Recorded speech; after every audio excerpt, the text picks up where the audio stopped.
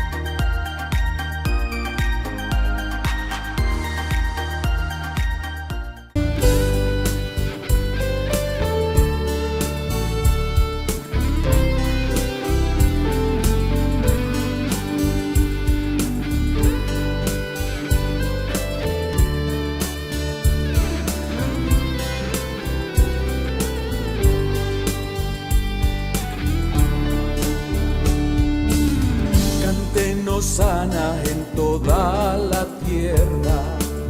Cántenos sana en las alturas, cántenos sana con el corazón, cántenos sana en su presencia, porque eres digno, porque eres digno, porque eres digno, oh Dios.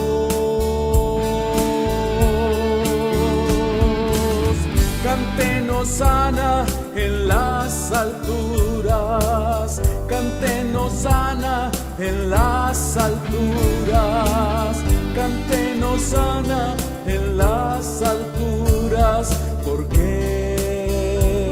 eres digno, porque eres digno, porque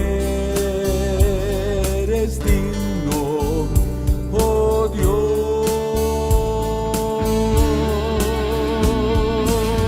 Cántenos sana al Rey de Reyes, cántenos sana al Príncipe de Paz, cántenos sana al Hijo de Dios, cántenos sana todos al Cordero, porque eres digno, porque eres digno, porque eres digno, oh Dios.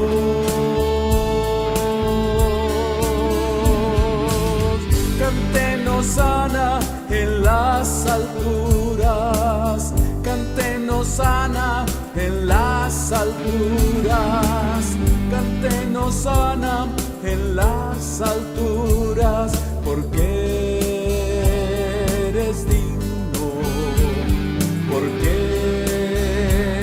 eres digno, porque eres digno, oh Dios.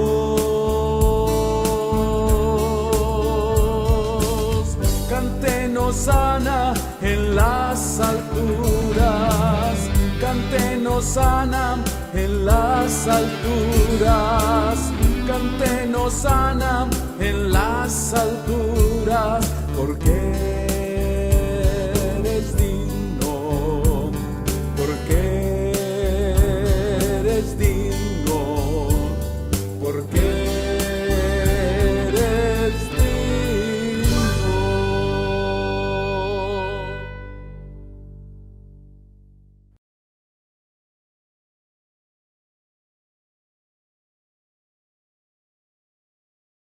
Bueno, gracias a Dios, ya estamos ahora para comenzar el capítulo 17 de este libro de los Hechos. Y lo primero que quiero que observen ahí en su pantalla es un mapa que yo le puse allí nada más, el mundo romano en el tiempo de Pablo, cómo era. Y todo lo que ustedes ven, digamos, marcado con verde, eso era dominio del Imperio Romano. Y entonces hoy vamos a ver cómo Pablo anda por la región de Macedonia. Dice la Escritura que estando en Troas recibió una visión de un varón macedonio que le dijo: pasa a Macedonia y ayúdanos. Y el primer lugar donde llegaron fue Filipos. Y de ahí se fueron haciendo su viaje misionero hasta llegar a Tesalónica, como vamos a ver en un momento más. ¿Qué vimos? ¿Qué vimos la ocasión anterior en el capítulo 16? Hablamos de 3 áreas que señalan el avance de la misión. 3 áreas que señalan el avance de la misión y del reino de Dios. Y de esta manera hablamos, número 1, de nuevos colaboradores. Y en esta ocasión, pues conocimos a Tito, a Silas, a Timoteo y a Lucas. También, en segundo lugar, hablamos de nuevos campos.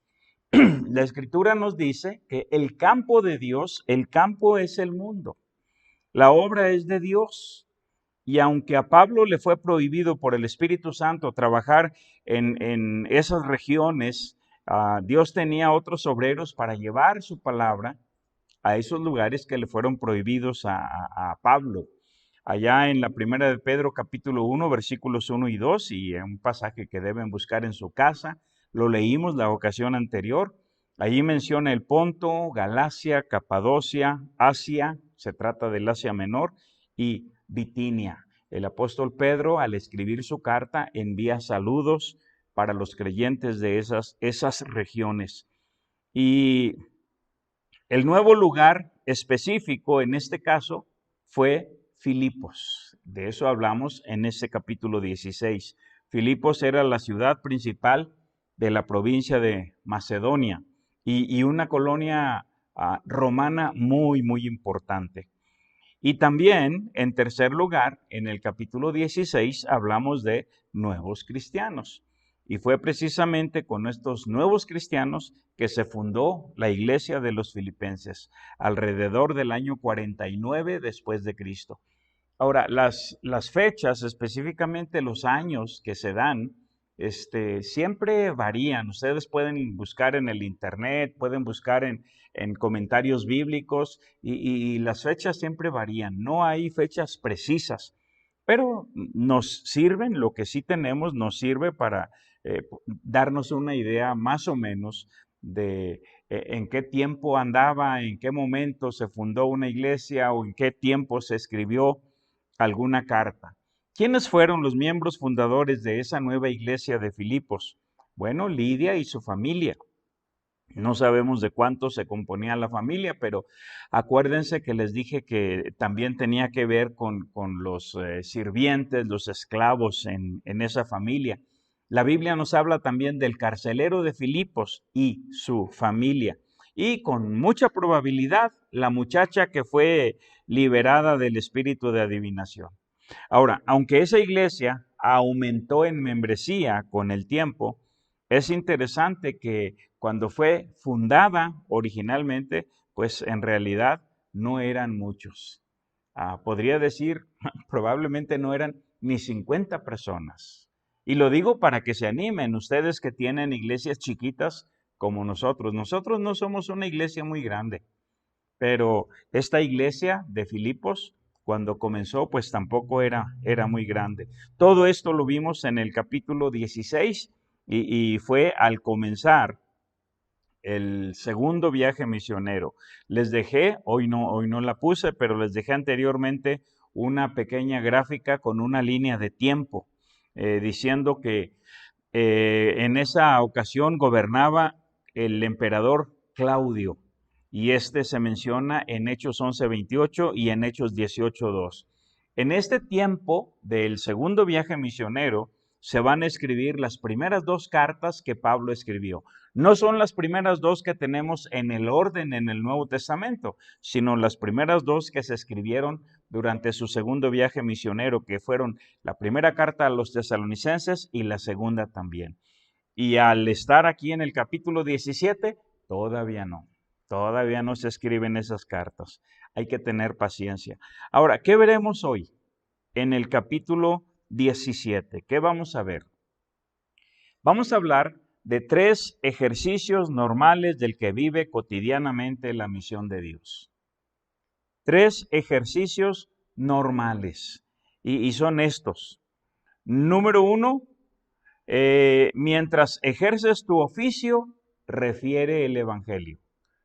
Predícalo, anúncialo, comunícalo.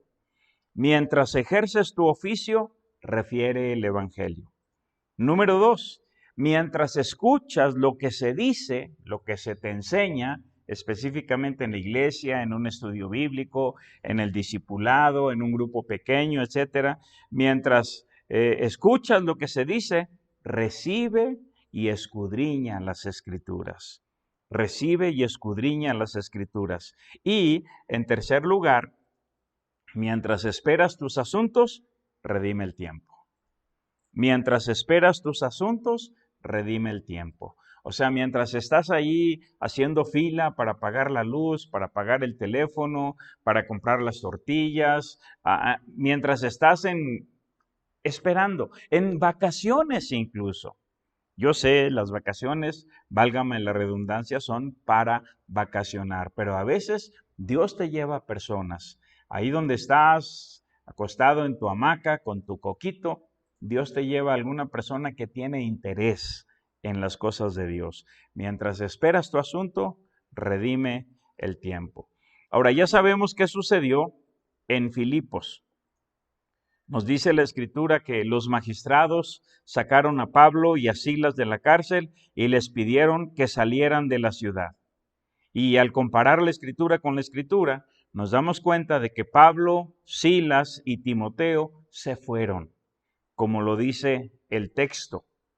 Pero Lucas, que también iba con ellos, se quedó por algún tiempo para confirmar a los hermanos y establecer el liderazgo de la iglesia de Filipos.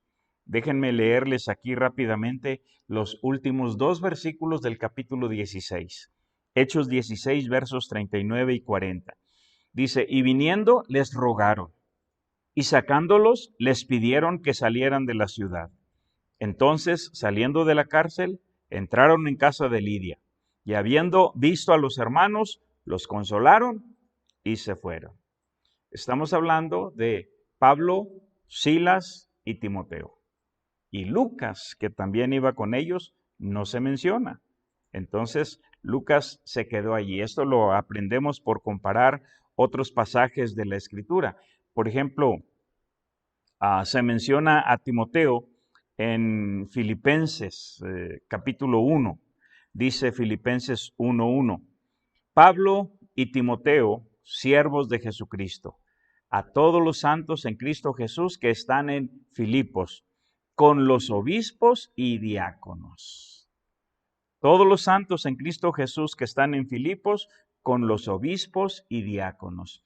Esta carta a los filipenses fue escrita unos 10 o 12 años después de que la iglesia fue fundada, después de que la iglesia fue establecida.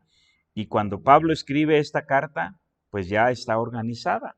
Ya hay obispos, pastores, ancianos, ya hay diáconos. ¿Quién los entrenó? ¿Quién les enseñó? ¿Quién edificó sus vidas? Pues obviamente Lucas fue el que se quedó en aquella ocasión.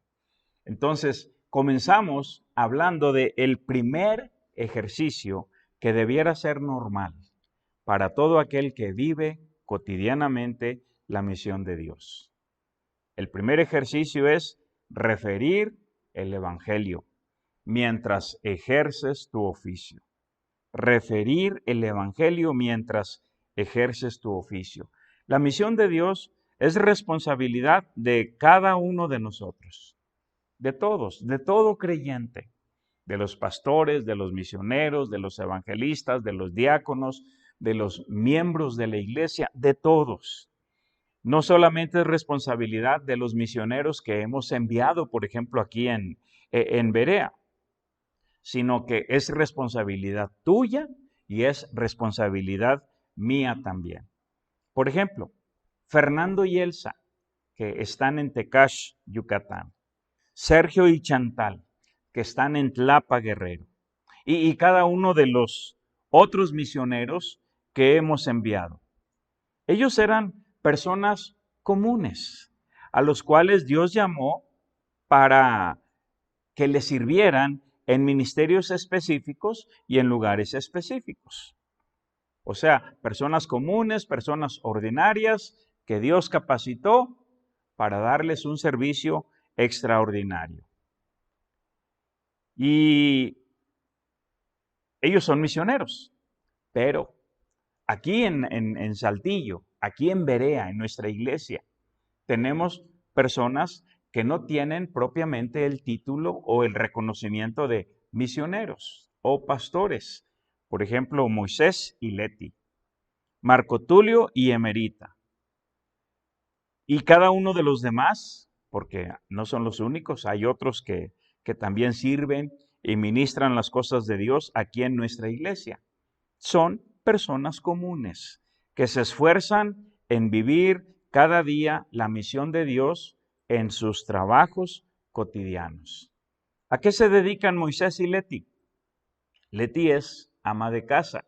Hasta hace pocos años trabajaba en el archivo municipal, pero ya, ya cesó ese trabajo, entonces se dedica al hogar. Y Moisés trabaja en el Cecati, que está aquí en Urdiñola y Ateneo. ¿Y a qué se dedican Marco Tulio y Emerita? Bueno, ellos tienen un negocio de tintorería sobre la calle Castelar, a una cuadra de la clínica 82. Entonces, ellos trabajan, son personas comunes, personas ordinarias, pero mientras ejercen sus oficios respectivos, enseñan la palabra de Dios. Y al enseñarla, obviamente, refieren el Evangelio. Mientras ejercen sus oficios, refieren el Evangelio. Lo que nuestros misioneros hacen y lo que hacen los que ministran en nuestra iglesia es lo mismo que el apóstol Pablo hacía en su tiempo. Eso debe ser el ejercicio normal de cada persona que día con día vive la palabra de Dios. Referir el Evangelio debe ser el ejercicio normal de cada miembro de la iglesia, de cada persona. La vocación de Pablo era la enseñanza. Su vocación era la enseñanza. Él se preparó para ser rabino. ¿Y qué hacía un rabino? Un rabino era un maestro de las Escrituras. Un rabino enseñaba la palabra de Dios a otras personas. Y con ese propósito, ahora que es ministro de Jesucristo, con ese propósito entraba a las sinagogas. Así nos dice la Escritura. Entonces, su vocación era ser maestro de la Biblia. Su oficio era hacer tiendas. No confundamos la vocación con el oficio. El oficio de Pablo era hacer tiendas. Lo vamos a ver en el capítulo 18, pero les leo aquí el versículo 3. 18:3 dice, y como era del mismo oficio, se quedó con ellos y trabajaban juntos, hablando de Aquila y Priscila, juntamente con Pablo. Pues el oficio de ellos era hacer tiendas. Y ese pasaje se los dejé aquí. Entonces, la vocación de Pablo era referir el Evangelio, enseñar la palabra. Su oficio era hacer tiendas.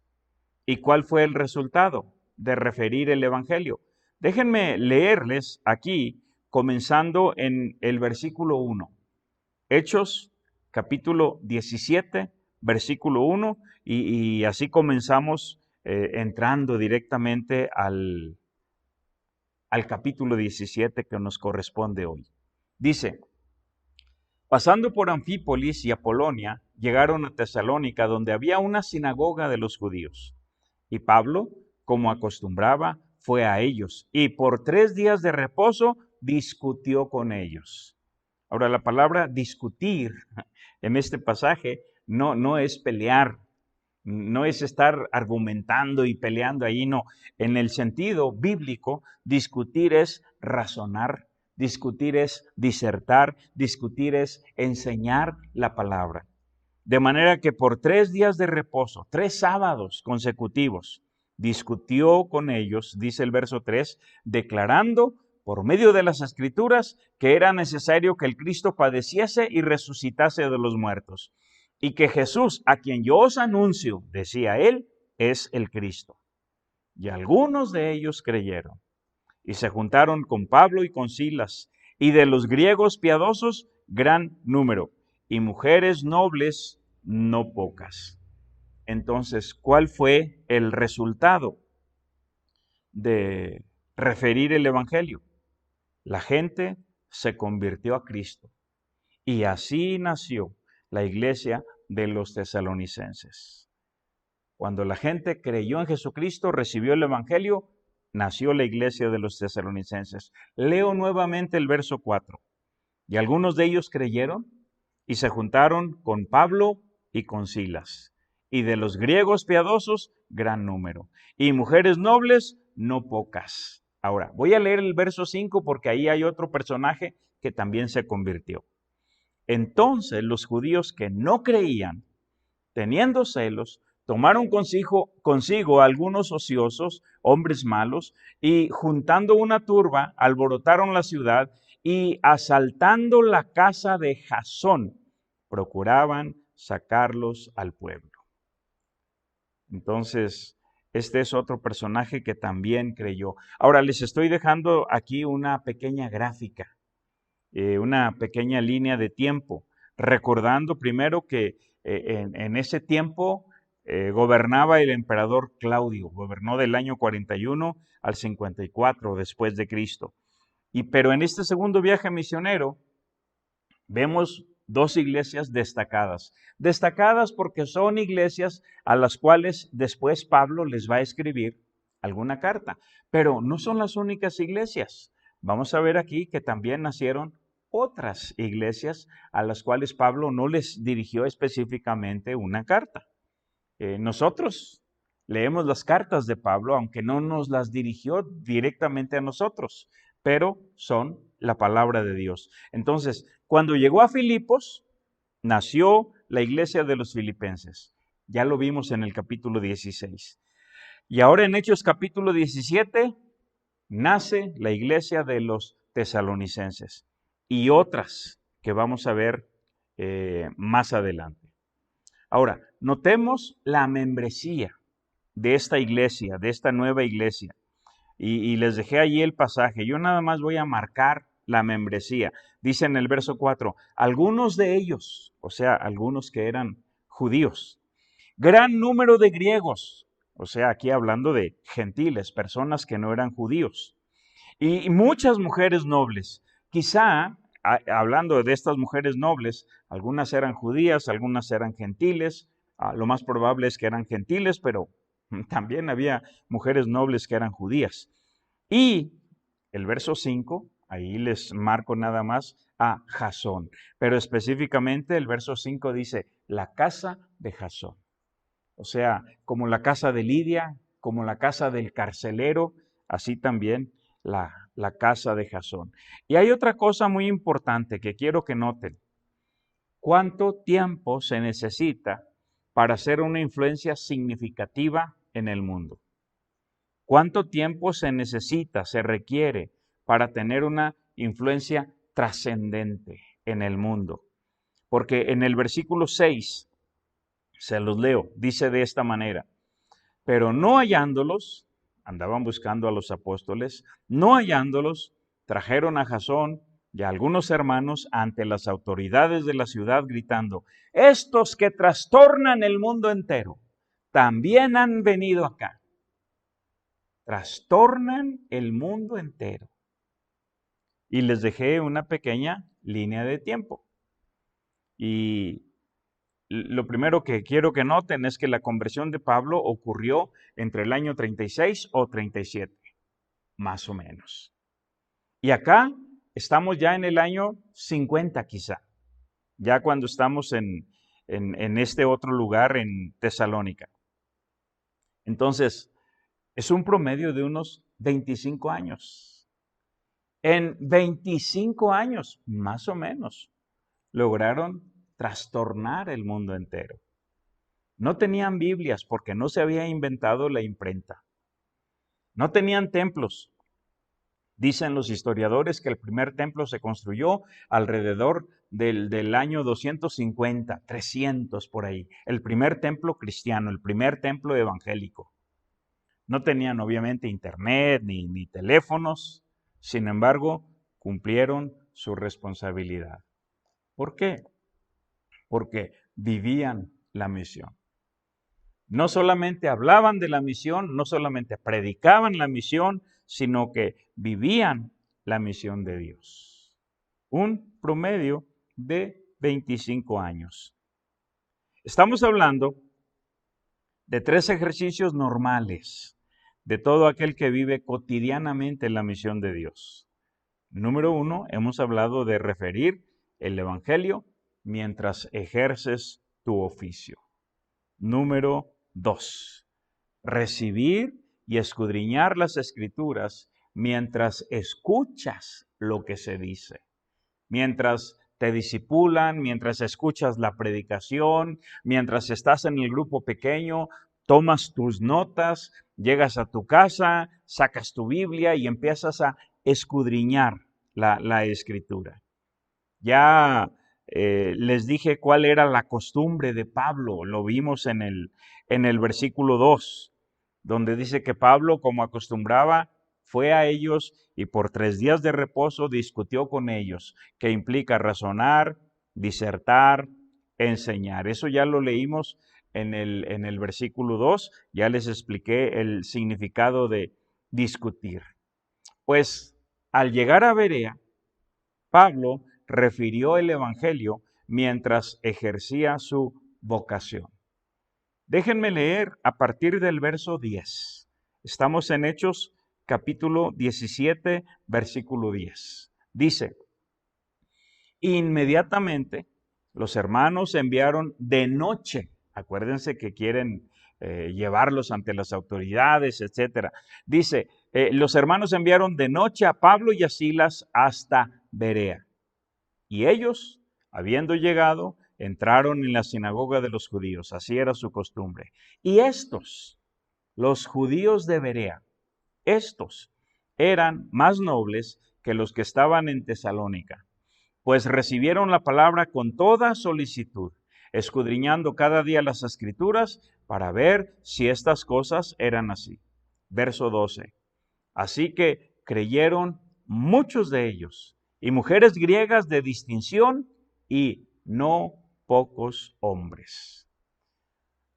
¿Cuál fue entonces aquí la reacción de estos judíos de Berea?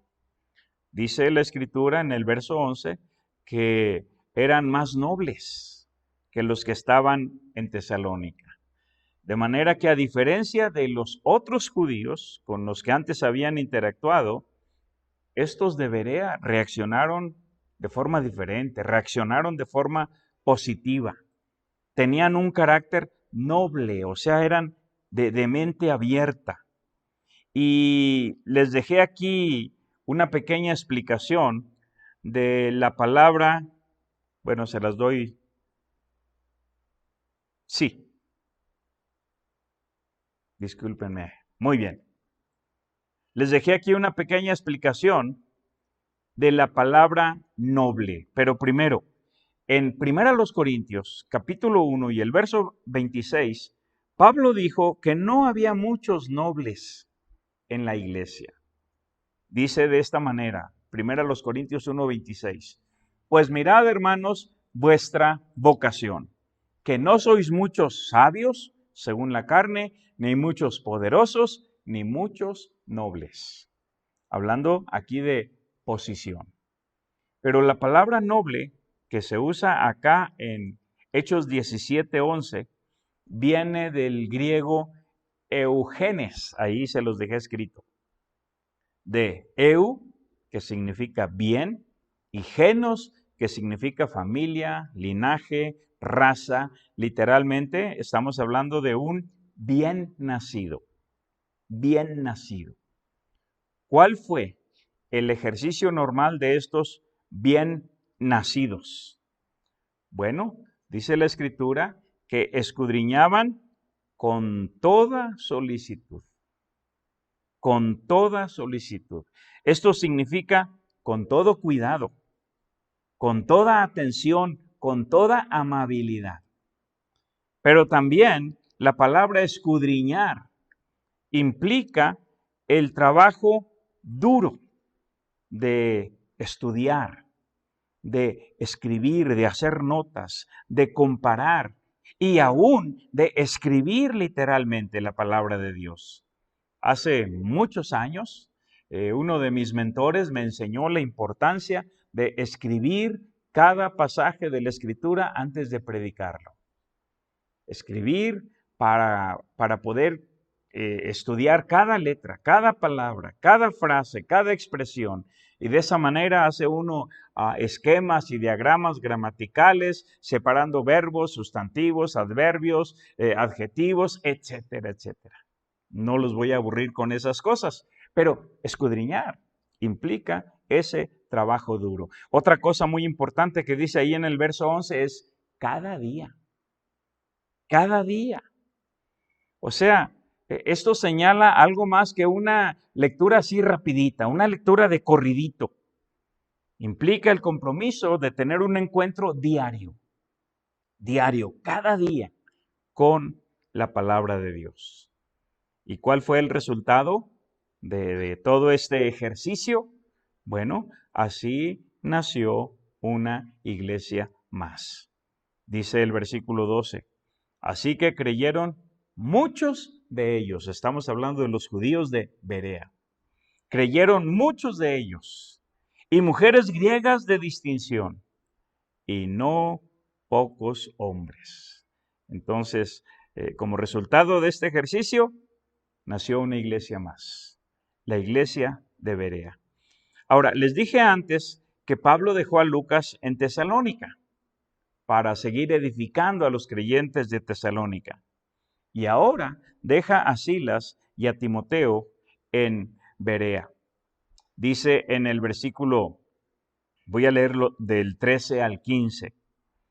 Estamos en Hechos 17, siempre estamos en Hechos 17. Cuando los judíos de Tesalónica supieron que también en Berea era anunciada la palabra de Dios por Pablo, fueron allá y también alborotaron a las multitudes. Pero inmediatamente los hermanos enviaron a Pablo que fuese hacia el mar, punto y coma. Y Silas y Timoteo se quedaron allí. ¿Dónde? En Berea. Silas y Timoteo se quedaron allí. Y los que se habían encargado de conducir a Pablo le llevaron a Atenas. Punto y coma, le llevaron a Atenas. Y habiendo recibido orden para Silas y Timoteo de que viniesen a él lo más pronto que pudiesen, salieron. Ahora, nuestro problema es que estamos leyendo todo esto en el mismo versículo y pensamos que rápido, ¿verdad? Como trenecito en las caricaturas. Se mueve para allá y para acá así rapidito. No.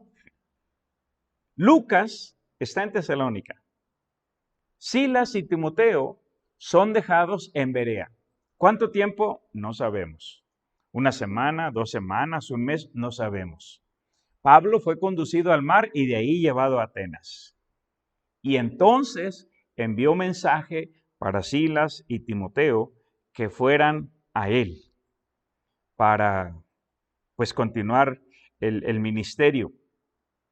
Allá en Primera Tesalonicenses, capítulo 3, los versículos 1 y 2, se los leo, aquí se los dejé escritos.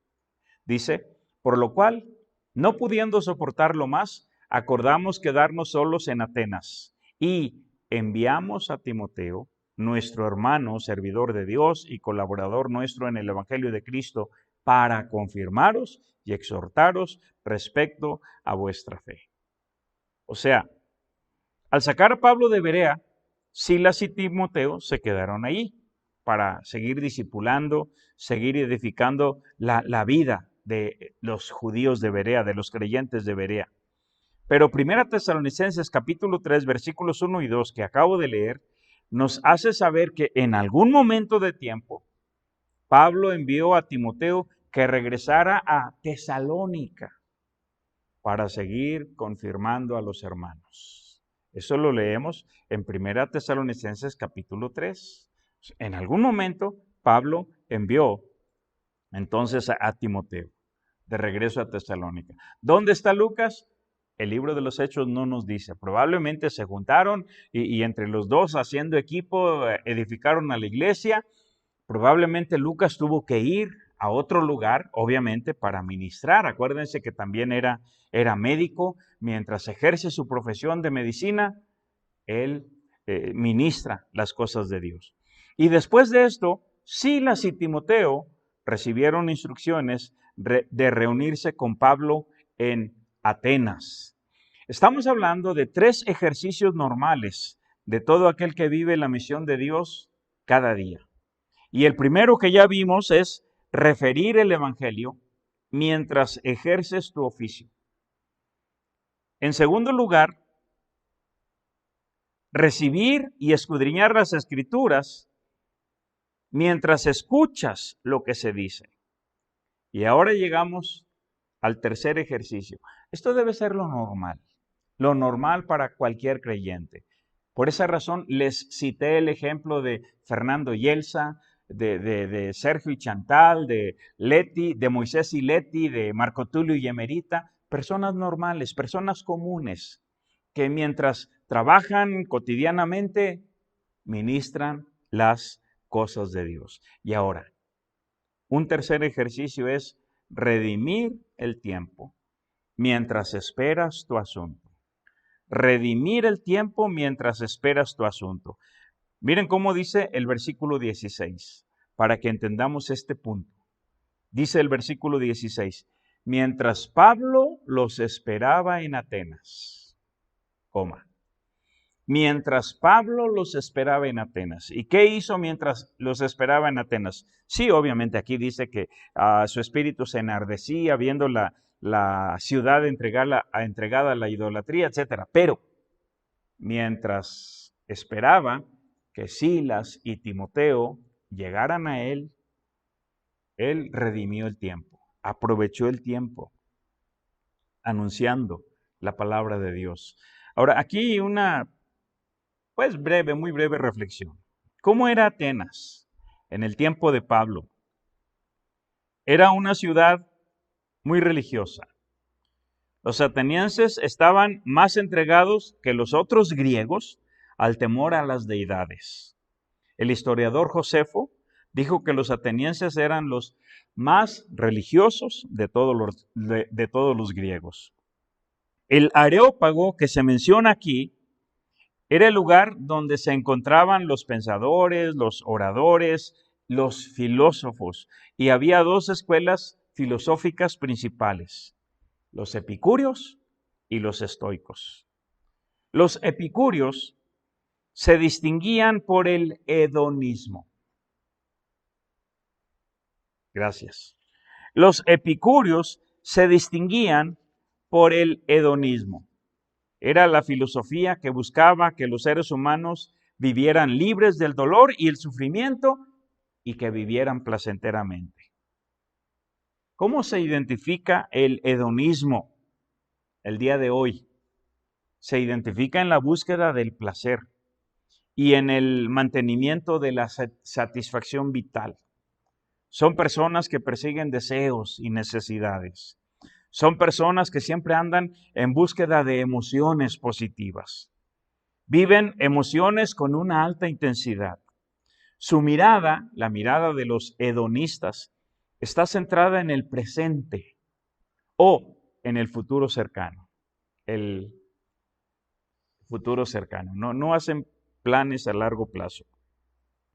Por otra parte, los estoicos enfocan la relación entre el hombre y la naturaleza. Para los estoicos, el universo estaba gobernado por la razón, lo cual conceptuaban como un principio divino que gobierna todo. De esta manera, los estoicos admitían dos principios: la materia y la razón, mezcladas en una forma de panteísmo. El panteísmo es aquella filosofía que dice que Dios es todo y todo es Dios, la naturaleza es Dios. El estoicismo de hoy se enfoca en el mejor manejo de las emociones. Eso es lo que enseñan siempre los terapeutas y psicólogos de hoy, ¿verdad? Bueno, dice el versículo 16. Vamos a leer todo el resto del pasaje.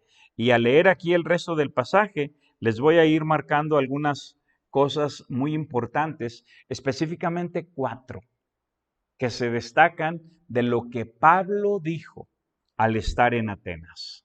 Dice, versículo 16, estamos en Hechos capítulo 16. Mientras Pablo los esperaba en Atenas, su espíritu se enardecía viendo la ciudad entregada a la idolatría. Así que discutía en la sinagoga con los judíos y piadosos, y en la plaza cada día con los que concurrían. Y algunos filósofos de los epicúreos y de los estoicos disputaban con él. Y unos decían, ¿qué querrá decir este palabrero? Y otros, parece que es predicador de nuevos dioses, porque les predicaba el evangelio de Jesús y de la resurrección. Y tomándole, le trajeron al Areópago, diciendo: ¿podremos saber qué es esta nueva enseñanza de que hablas? Pues traes a nuestros oídos cosas extrañas. Queremos pues saber qué quiere decir esto, porque todos los atenienses y los extranjeros residentes allí en ninguna otra cosa se interesaban, sino en decir o en oír algo nuevo. Entonces Pablo, puesto en pie en medio del Areópago, dijo: varones atenienses, en todo observo que sois muy religiosos, porque pasando y mirando vuestros santuarios, hallé también un altar en el cual estaba esta inscripción: al Dios no conocido. Al que vosotros adoráis, pues, sin conocerle, es a quien yo os anuncio. El Dios que hizo el mundo y todas las cosas que en él hay, coma.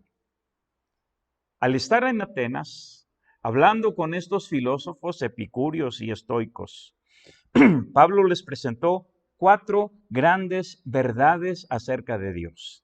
Y aquí tenemos la primera en el verso 24. Les dijo que Dios es el creador de todo. Y obviamente esto va contra la filosofía panteísta, que dice que Dios es todo y que todo es Dios. Verso 24. El Dios que hizo el mundo y todas las cosas que en él hay, siendo Señor del cielo y de la tierra, no habita en templos hechos por manos humanas, ni es honrado por manos de hombres como si necesitase de algo, pues Él es quien da a todos vida y aliento y todas las cosas. Y de una sangre ha hecho todo el linaje de los hombres para que habiten sobre la faz de la tierra, punto y coma. Y ahora les va a decir la segunda cosa que es muy importante. Les va a decir que Dios es soberano, porque Él controla el destino de las naciones, determinando cuándo y en qué lugar del mundo deben vivir. Dice, otra vez verso 26, de una sangre ha hecho todo el linaje de los hombres para que habiten sobre la faz de la tierra, y les ha prefijado el orden de los tiempos y los límites de su habitación. ¿Dónde deben vivir? ¿Cuánto deben vivir? Etcétera. Y dice aquí mismo, para que busquen a Dios, si en alguna manera palpando puedan hallarle. Aunque ciertamente no está lejos de cada uno de nosotros, porque en Él vivimos y nos movemos y somos, como algunos de vuestros propios poetas también han dicho, porque linaje suyo somos. Pues siendo pues linaje de Dios, no debemos pensar que la divinidad sea semejante a oro, o plata, o piedra, escultura de arte y de imaginación de hombres. Verso 30. Pero Dios, habiendo pasado por alto los tiempos de esta ignorancia. En tercer lugar, Pablo les está diciendo que Dios ha contado como ignorancia nuestra manera de vivir. Dios ha contado como ignorancia nuestros pecados. Cuando Jesús estaba en la cruz, Él oró diciendo: Padre, perdónalos, pues no saben lo que hacen. Entonces, esto es lo que Pablo les está diciendo aquí. Ha contado como ignorancia nuestra manera de vivir y dando con esto la oportunidad al hombre para que se arrepienta. Vuelvo a leer desde el verso 30. Pero Dios, habiendo pasado por alto los tiempos de esta ignorancia, ahora manda a todos los hombres en todo lugar que se arrepientan. Y verso 31. Esta es la cuarta cosa que les dice. Por cuanto ha establecido un día en el cual juzgará al mundo con justicia. Les dice que Dios es el juez de todo. Por lo tanto, un día tendremos que comparecer delante de Él.